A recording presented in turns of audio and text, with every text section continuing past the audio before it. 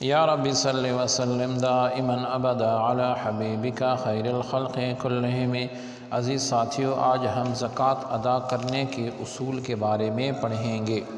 زکوٰۃ سال میں ایک مرتبہ واجب ہوتی ہے، لیکن غلے کی پیداوار پر ہر دفعہ کی پیداوار پر زکوٰۃ دی جائے گی۔ قریبی رشتہ دار جیسے ماں باپ، بیٹا بیٹی، شوہر بیوی وغیرہ کو زکوٰۃ نہیں دی جا سکتی۔ نمبر 3 ہے زکوٰۃ کی رقم وہ مسجد کی تعمیر میں خرچ نہیں کی جا سکتی۔ زکوٰۃ کی رقم سے ضرورت کی اشیاء خرید کر بھی دی جا سکتی ہیں۔ جن لوگوں کو زکوٰۃ دی جائے انہیں یہ بتانا ضروری نہیں کہ زکوٰۃ کا مال ہے یہ، اور زکوٰۃ دینے والے کو زکوٰۃ ادا کرتے وقت یہ نیت کرنی چاہیے کہ یہ زکوٰۃ کا مال ہے، اور نیت کہتے ہیں دل کے ارادے کو، یعنی دل کا ارادہ کرنا چاہیے۔ تو میں یہ نیت ہو کہ میں اللہ رب العزت کی رضا کے لیے یہ ادا کر رہا ہوں۔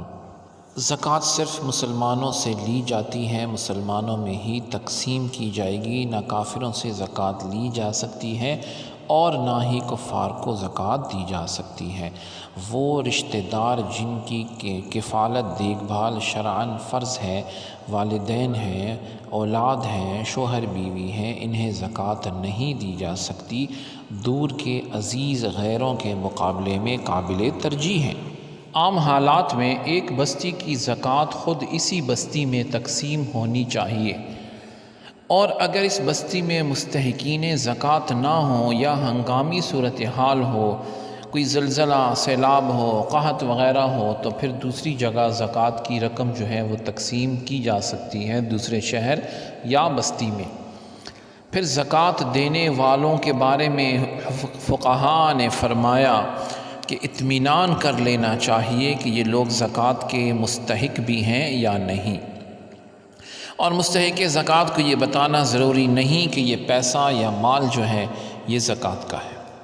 پھر فقہاء نے فرمایا کہ جن ملکوں میں نظام زکوٰۃ ہے، پوری ایک ترتیب کے ساتھ تقسیم ہوتی ہے، وہاں پہ تو حکم ہے کہ ان لوگوں کو آپ اجازت دے دیں کہ آپ کے اکاؤنٹ میں سے وہ زکوٰۃ کاٹ لیا کریں۔ اور جن ملکوں میں نظام زکوٰۃ وہ نافذ نہیں ہے، لیکن نافذ ہے تو ایک ترتیب نہیں ہے جیسے ہمارا ملک، تو علماء اکرام نے یہ حکم اور فتویٰ فرمایا ہے کہ ہر بندہ خود زکوٰۃ ادا کرے تاکہ مستحقین کو یہ پہنچ جائے۔